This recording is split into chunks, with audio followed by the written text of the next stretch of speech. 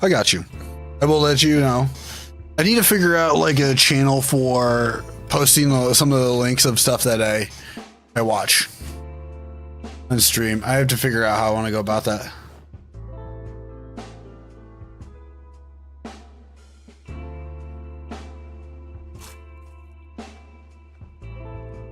Oh, it only gives. Okay, we're just fucking perishable. But hopefully the rest of your day gets better. You know, I know it's easier said than done, but. What did you say? You're screaming a bit loud. Your mic is turned up too high. The mic? Wait a minute, I'll turn it on. You mean you were screaming that loud? Don't tell me you're afraid. Okay, I'll keep it a secret. What do you see? My reflection. Well, you certainly must have known that they were going to send you up when you volunteered. When I what?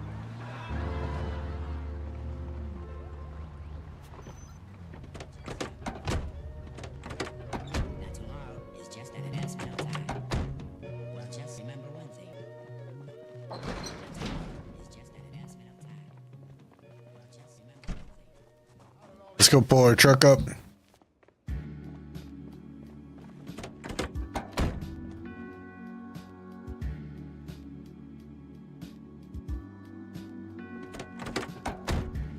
Am I out of gas? Huh? What happened? Cheers. Am I a late one?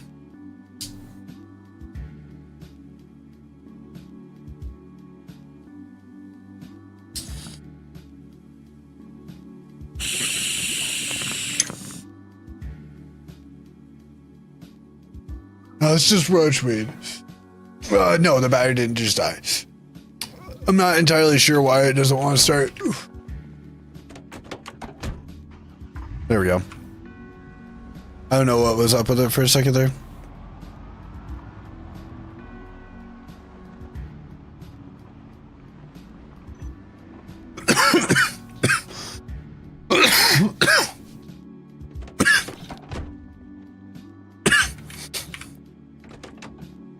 We'll probably cheers again here in a second and just rest through these two.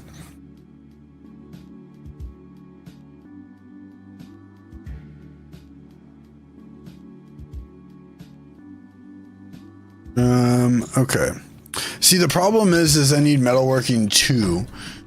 And I don't know how to fucking do that right now. So I have to go get my fucking key back. Do I have a hot wired vehicle over here? Where's it? No. What's this one? What's the state of this one?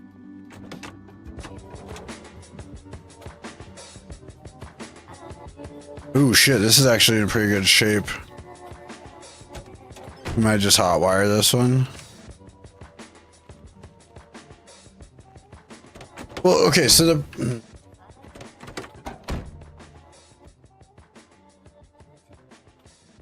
No, that's kind of the... There's a school. I need to go clear it out. The problem is like...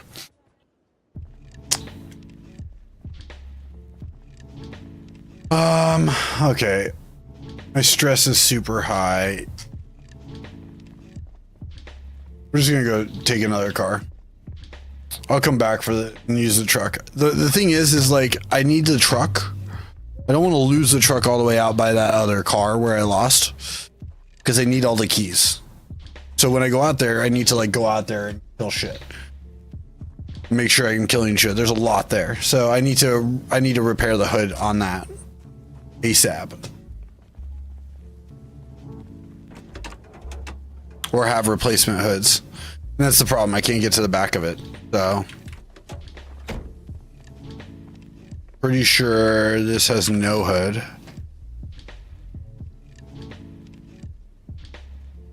Yeah. That's why I need to get keys. What's the engine on this one?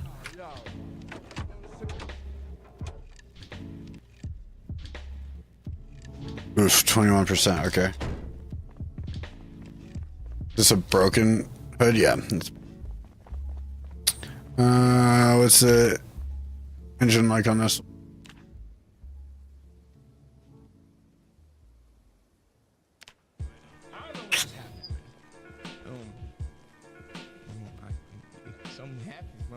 Trying to figure out how I want to go about this. Because I don't have keys.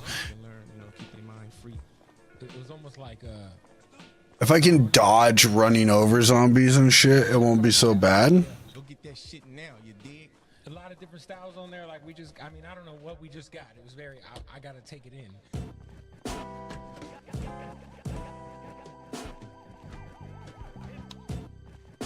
What is in here? I don't think I've ever been in this room.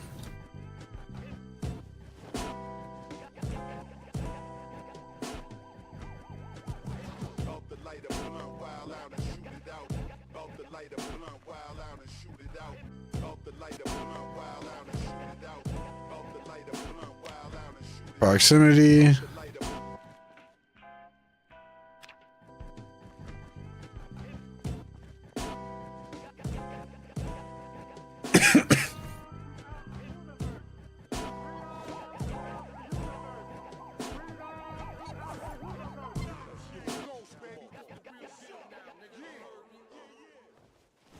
Just for a change, let's see you do something really heavy on your own.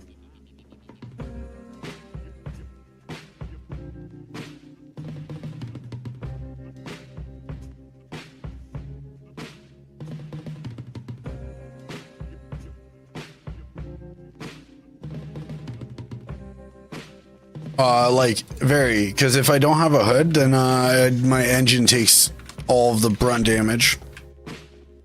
And so if it's broken either too. So that's kind of the issue is like I have cars that are kind of beat up that they could break apart. But like, as you're about to see, I have like, they're all broken because I've like beaten down cars to where the engine, it doesn't run it doesn't start up consistently and shit. I think I have to hotwire one of my trucks.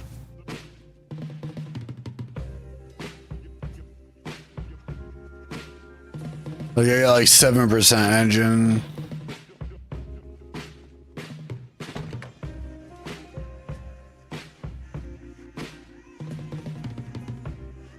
Yeah, this thing's all fucked.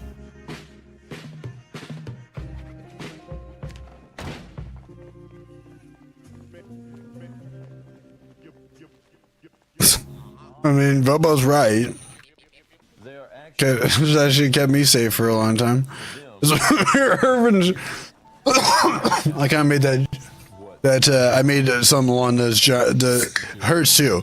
Made the joke of like urban shopping because we were up scrapping it. We were pulling parts from cars, throwing it in the back of my little car. Conglomeration or a mixture of all 1960s. Ooh, that's interesting. Bubblegum hits or trashy hits. Like my baby. Exactly, yummy. My baby does that. Well, yeah. I knew what I needed to do in life. Wasn't the greatest thing, but I knew what I needed to do. Mainstream music. Maybe you could tell them, offer a warning, if you will, for what. Well, let's see. That's Okay, let me get some light bulbs. The records are hard to get. They're not available through the normal commercial means. Is that right? Right. There's no, actual distribution. It's something that we hope to take care of soon. But as of right now, the records are only available through mail order. Lack of commerciality. Welcome to Australia. Oh, Yeah, I got metal pipes and stuff. what are you doing here, really? Here? Yes, in this country. I'm looking for the meaning of life. That's Chuckle Fox to you. You are a fucking riot. Hurts. Have I told you that lately? Make some spiked planks. Yes.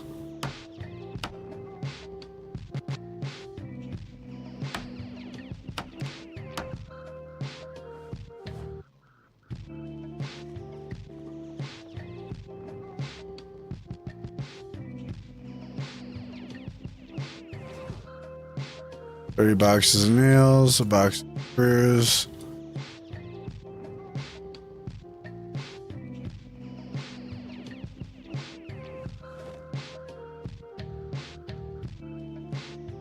Okay, actually, what do I need to just like maybe work on the hood? Yeah, I'd say so. I'd say so.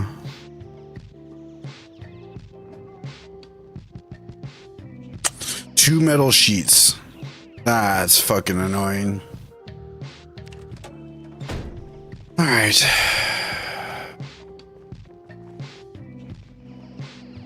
We're gonna do something. We're gonna take, while it's still night out, we're gonna take advantage of that and the excess space that we have. This pickup truck.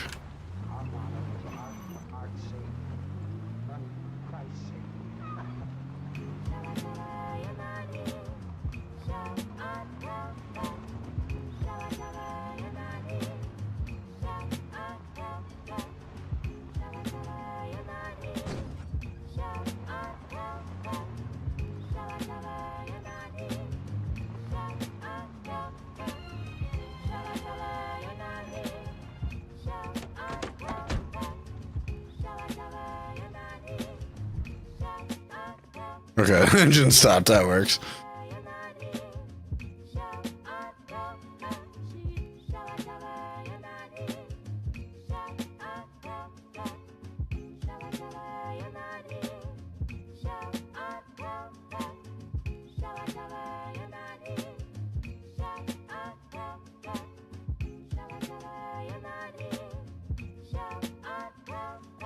Oh, it's this one I need to go strip down. Second shot. I'm sorry. I gotta figure out what all I need. Welder mask. I think I'll be okay, actually. I think I got everything. All right. Screwdriver, wrench. Yeah, no, I would agree with you on that one, Ernst. I'd agree 100%.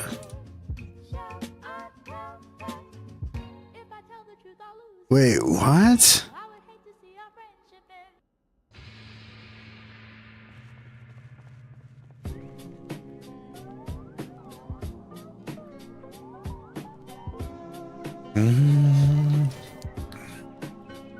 No, I mean, if you're sober from alcohol, then I don't give a fuck what other people say. Fuck them.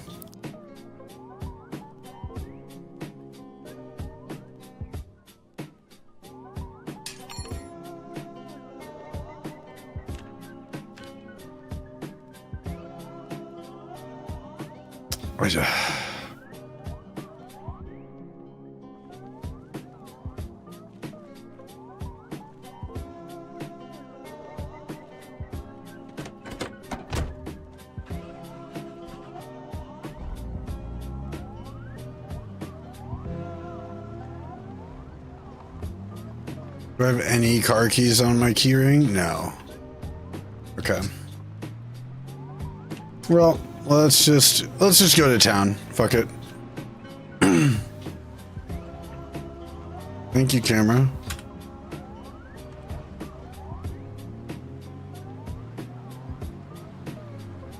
Just avoid running over zombies for now.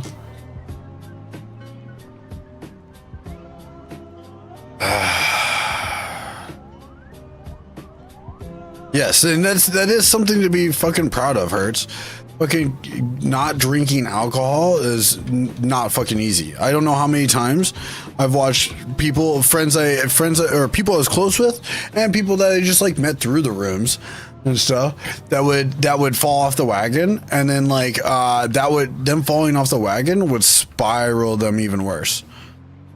And I've seen fucking addiction, whether it's alcoholism or drug addiction, take a couple of my friends' lives. Dude, right? Oh my God, right?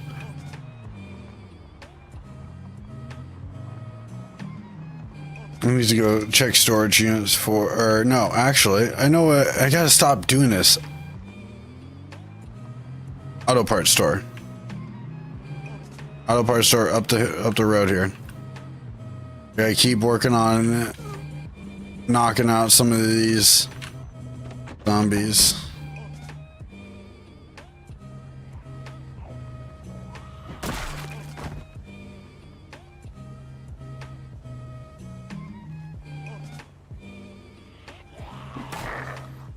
If I can find like a helmet light, that would be fucking amazing. Holy shit.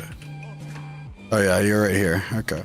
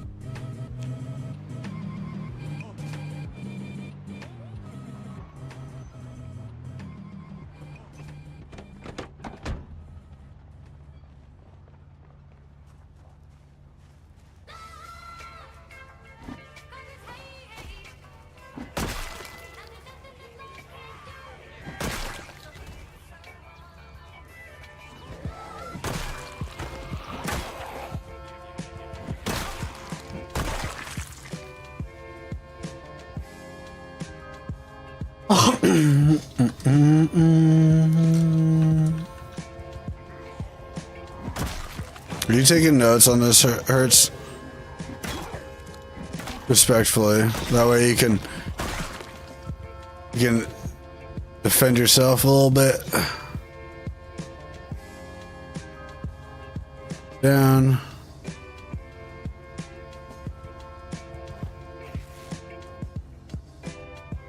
What do I got? Leather jacket, or is it just a jacket? Okay, it's just a jacket.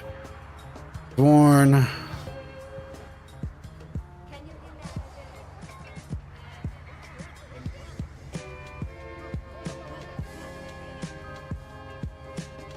Beta blockers are nice. Yeah, that's fair. Okay, look. I'm looking to get in a mod so that I could armor up the truck that way for you.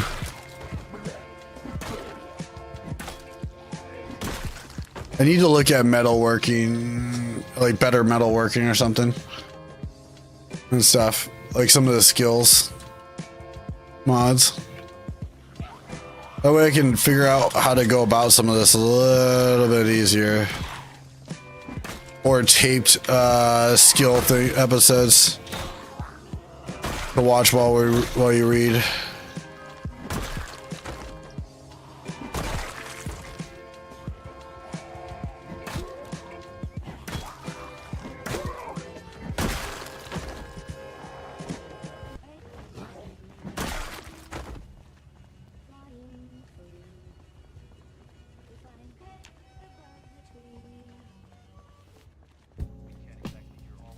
Okay, we're still good. Ability. I think I'm just gonna keep pulling them to the highway, to be honest.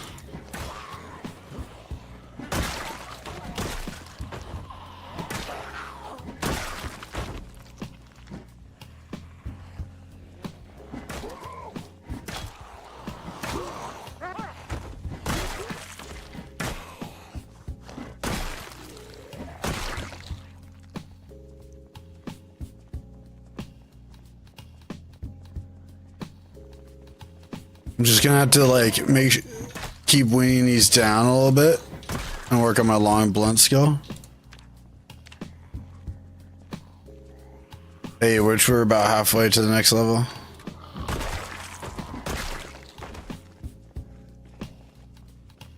Ooh, Mad Max mod? Maybe. It might be.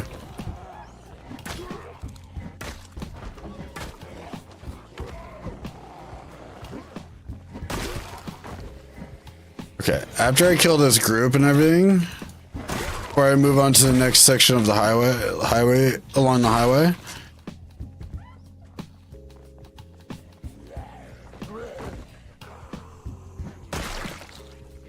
And I go clear out this building. I need to do.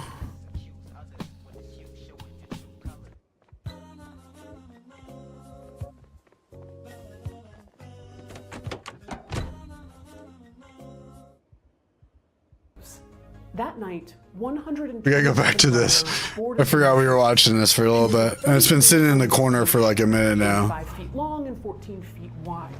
She had a long, interesting history beyond her current life as a river disco.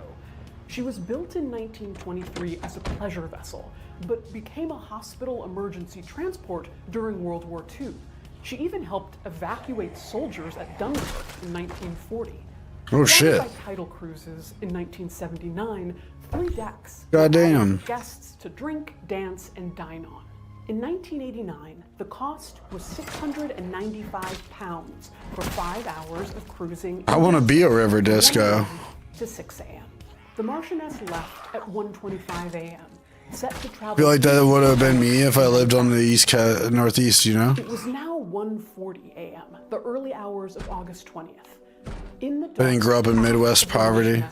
A hulking 1,800-ton, 262-foot long, 45-foot wide vessel closed in upon them in the dark.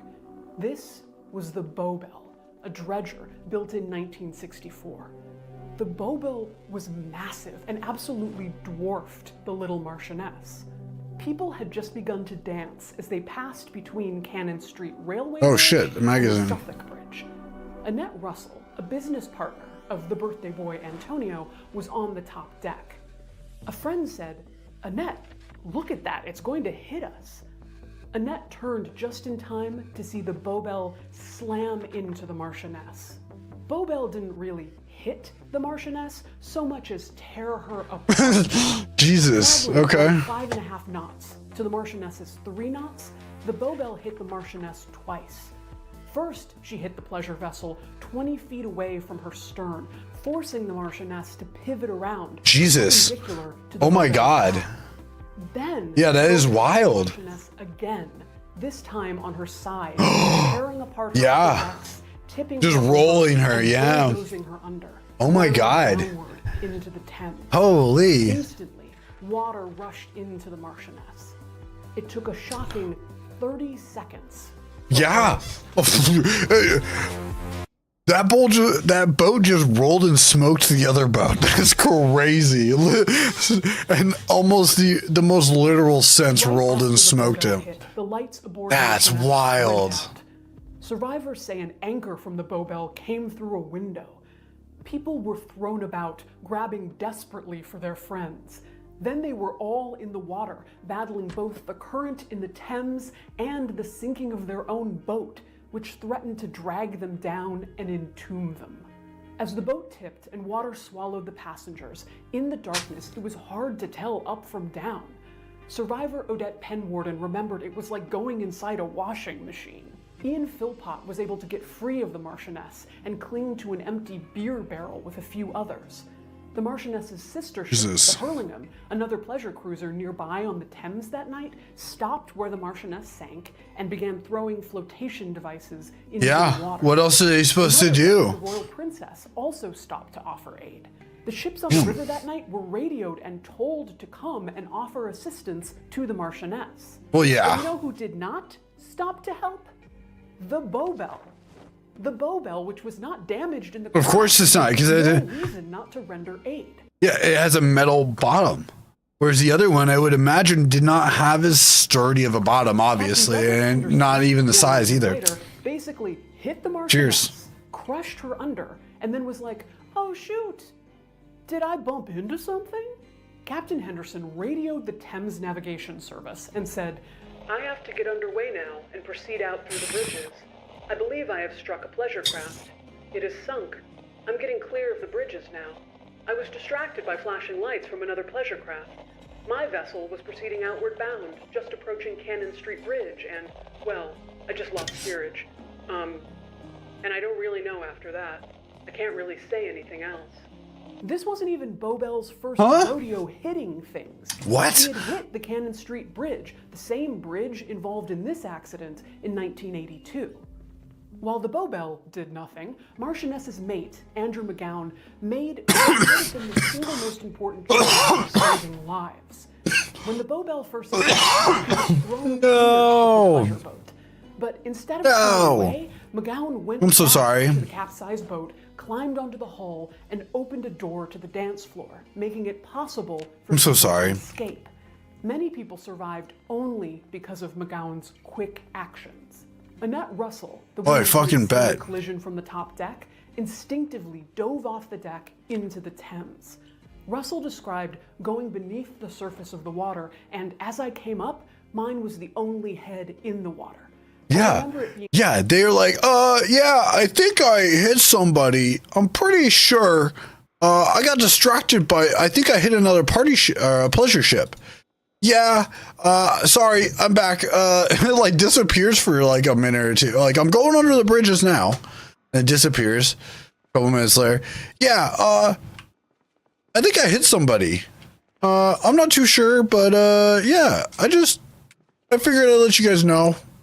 Like, huh? What? Can you run that back to me? Like, that's wild. completely silent. I could see the Yeah, tagged you, my bad. What the fuck? Sunk. I think I Then did. it was pulled back underwater and was taken away by the current.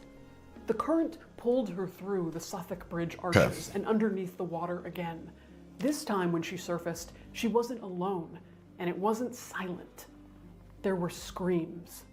Heads bobbed in the water, trying I need to go to trying Holmes to get to the banks of the Thames. for food. The current was strong, and those who managed to free themselves from the Marchioness had to fight to get to the banks. Some were found as far as half a mile from where the boat went under. You can see here now, in the middle of the day, how an accident like this would galvanize everyone around here. People would try and immediately help. You could see what was going on. But in the middle of the night, in the pitch darkness, so many people just disappeared either under the water or down the river. Police and fireboats arrived on the scene, though originally they had been sent to the wrong place in the Thames. There was aid from other ships, and helicopters searched the waters until dawn. Unfortunately, when a ship goes down, every minute is a matter of life or death. The 80 people who survived the sinking were all saved within the first 30 minutes. Not a single person was saved after the first 30-minute mark. 51 people died. 24 bodies were recovered from inside the wreck of the Marchioness the following day. That's wild. They had to lower the water level in the Thames to accomplish the recovery. Over the following days, the 27 unaccountable victims were found scattered. That sounds all good. over the Thames. Pumpkin bread. Antonio de Bump would love that. birthday the group was celebrating. Annette Russell's friend, Howard Dennis. She would fucking love that. the hit. And the captain. Oh, Jesus. Okay. Stephen Faldo. The average age of the passengers aboard that night was 22. Oh my God. But how did this happen? In 2000, 11 years after the accident, an investigation concluded basically it was poor lookout on behalf of both vessels. They didn't see each other.